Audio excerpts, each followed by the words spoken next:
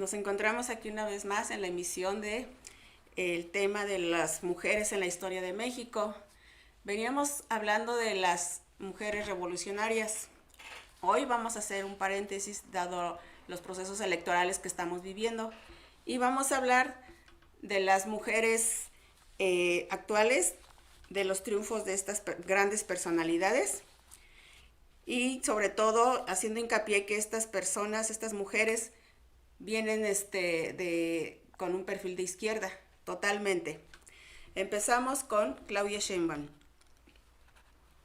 De un comunicado de Daniel Pardo, corresponsal de BBC Mundo en México. ¿Quién es Claudia Sheinbaum? La destacada científica que hará historia como la primera presidenta de México. ¿Quién va a colgar la bandera en la rectoría? Preguntaron los líderes estudiantiles de la Universidad Autónoma de México a la militancia en plena lucha contra el rector Jorge Carpizo, quien promovía el cobro de matrículas en la entidad pública. Era enero de 1987. De la muchedumbre salió una estudiante de física de 24 años. Yo, dijo, entre los cánticos de «¡Huelga, huelga!». La joven se subió al techo del emblemático edificio, puso el pendón e inauguró una nueva protesta contra el neoliberalismo que, por entonces, en medio de una crisis económica, se afianzaba en México y empezaba a asomarse en la universidad más grande de América Latina.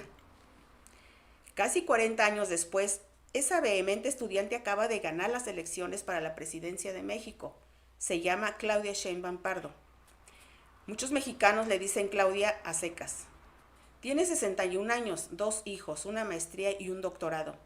Fue alcaldesa de la Ciudad de México y desde el 1 de octubre será la primera jefa de Estado en la historia del país.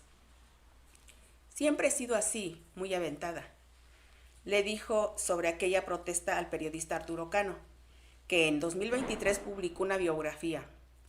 Ya no tanto, ya tengo más responsabilidades, añadió Sheinbaum.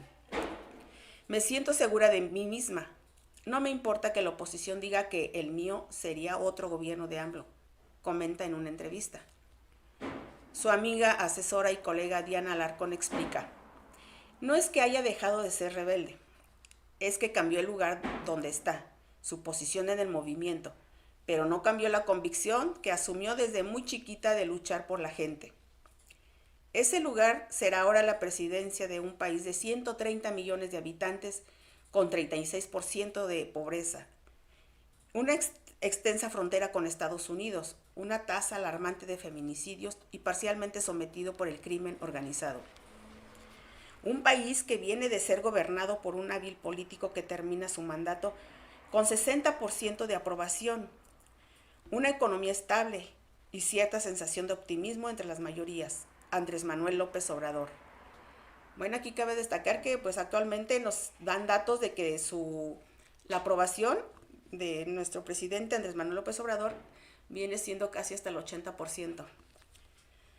La popularidad de AMLO, como le conocen en México, explica parte de la holgura con que ganó Sheinbaum, que superó a Xóchitl Gálvez por más de 30 puntos porcentuales y será probablemente la candidata más votada de la historia, con más de 30 millones de votos. Pero Sheinbaum, además de ser una pieza clave del proyecto obradorista, de la llamada Cuarta Transformación, es una rigurosa científica que ha aplicado sus laureadas investigaciones en exitosas políticas públicas. ¿De dónde viene? Sheinbaum nació el 24 de junio de 1962 en la Ciudad de México. Su papá, Carlos Sheinbaum, era un empresario y químico cuyos padres, judíos askenazí, llegaron a Lituania a México. Llegaron de Lituania a México en 1920. Su mamá, Annie Pardo, es una bióloga y doctora cuyos padres judíos sefardíes llegaron de Bulgaria en 1940. Ambos hijos de judíos perseguidos, ambos militantes de izquierda en la UNAM, ambos pioneros en sus labores científicas. Pardo, de hecho, recibió en 2022 el Premio Nacional de Ciencia por sus aportes a la biología celular. Claudia creció en Tlalpan, un barrio de clase media alta, del sur de la capital, entre canciones de protesta, reuniones con artistas internacionales y clases de ballet y bombo argentino. Cuenta que desayunaba, almorzaba y cenaba hablando de política y que iba con sus padres a la cárcel a visitar a sus amigos presos por la militancia. Fue un colegio laico de expatriados que promueve la autonomía de los estudiantes, el Manuel Bartolomé Cosío, y desarrolló una personalidad meticulosa, organizada, enérgica, que busca comprobar sus ideas antes de sacar conclusiones y da órdenes sin eufemismos ni rodeos. Se despierta todos los días a las 4 de la mañana. Es tímida, por eso puede pasar por seria, pero una vez te sientas con ella, es cálida, chistosa y empática, dice Alarcón. Facetas que durante la campaña quiso pronunciar. Soy hija del 68, suele decir ella, en referencia al movimiento de protesta global del que sus padres participaron.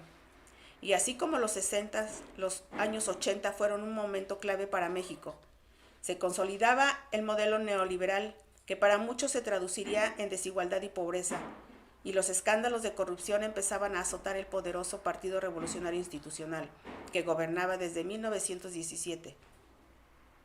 Sheinbaum mantuvo un pie en la militancia, donde conoció a Carlos Imaz, un político del izquierdista Partido de la Revolución Democrática, con el que se casó en 1987. Otro pie lo tenía en la academia, donde hizo una maestría y un doctorado en ingeniería energética y ambiental y firmó varias tesis, entre ellas una sobre el uso eficiente de estufas de leña en comunidades rurales. En 1995 la familia se trasladó a California, donde él cursó un doctorado en educación y ella terminó el suyo. Ahí consolidaron el perfil cosmopolita, educado, de inglés fluido, en el que crecieron y en el que criaron a sus hijos, que hoy son cineasta y profesora de historia. Se separaron en 2016 y 7 años después Claudia se casó con Jesús María Tarriba, su novio de la universidad con quien se reencontró por Facebook, y como ella es físico, de izquierda y está vinculado a la gestión pública. Es funcionario del Banco de México. Es una mujer muy intensa, muy interesante, muy empática, ha dicho Tarriba sobre ella. ¿Cómo entró en la política? En las elecciones del 2000, el histórico PRI perdió las presidenciales por primera vez en más de 70 años y en la Ciudad de México ganó la alcaldía un militante de izquierda venido de Tabasco, en el sur pobre del país, al que se le conocía por las siglas de sus 2 nombres y 2 apellidos. Es ahí cuando AMLO y Sheinbaum se encuentran. Él, recién elegido, buscaba un perfil técnico para su Secretaría de Ambiente, y un amigo, profesor de matemáticas y militante de la UNAM, le recomendó a esta sofisticada física experta en energía. AMLO suele expresar que importan más los encargos que los cargos, y a ella le encargó 2 costales de peso pesado en tiempos de urbanización: limpiar una de las ciudades más contaminadas del mundo y construir el 2º piso de una enorme autopista. Sheinbaum cumplió. Hoy el aire de la Ciudad de México está menos sucio, aunque hay contaminación, y los 2º pisos del periférico ayudan a atravesar la capital sin atascos. Cuando terminó la alcaldía de AMLO en 2005, Claudia volvió a la academia. Hizo consultorías y parte de un equipo ganador del Nobel de Paz por su contribución al estudio del cambio climático. Pero mantuvo siempre ese otro pie en la política. Fue vocera de las campañas presidenciales falladas de AMLO en 2006 y 2012. Y en 2015 ganó la alcaldía de Tlalpan, la delegación de Ciudad de México, donde creció. 3 años después, en las mismas elecciones que AMLO ganó la presidencia, Sheinbaum conquistó la jefatura de gobierno de la colosal capital, siendo la primera mujer en lograrlo. Su gestión estuvo marcada por la reducción parcial de la inseguridad, la proliferación de ciclovías y la construcción del metrocable más grande del mundo. Pero nada más destacado en su manejo de la pandemia de COVID-19, con la que se distanció AMLO. Mientras él desestimó la peligrosidad del virus, ella prendió alarmas. Mientras él no usaba tapabocas, ella sí, y además promovía su uso. La capital mexicana tuvo una de las mayores tasas de vacunación a nivel internacional. Pero con el ascenso, naturalmente llegaron los señalamientos. Durante el remoto del 2017, por ejemplo, un colegio se derrumbó en Tlalpan dejando 17 niños muertos.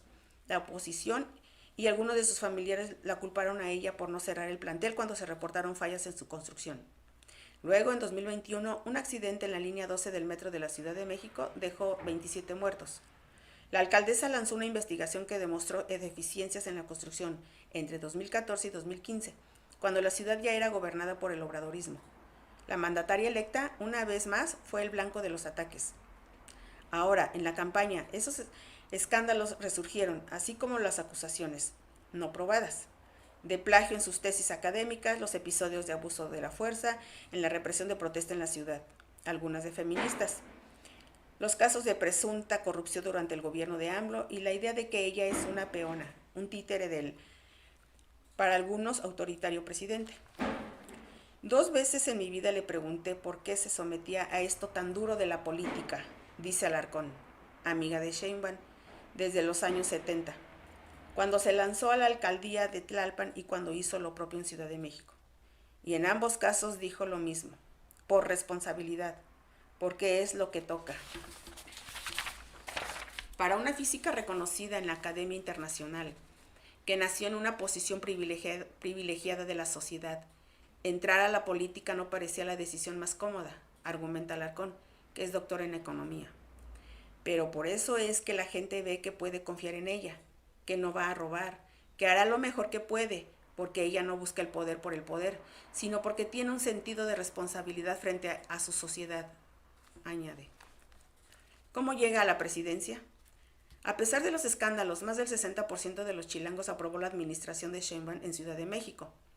Eso la colocó como la favorita para suceder a AMLO en la reñida contienda contra los pesos pesados de la izquierda, todos hombres. Dentro de Morena, la coalición oficialista.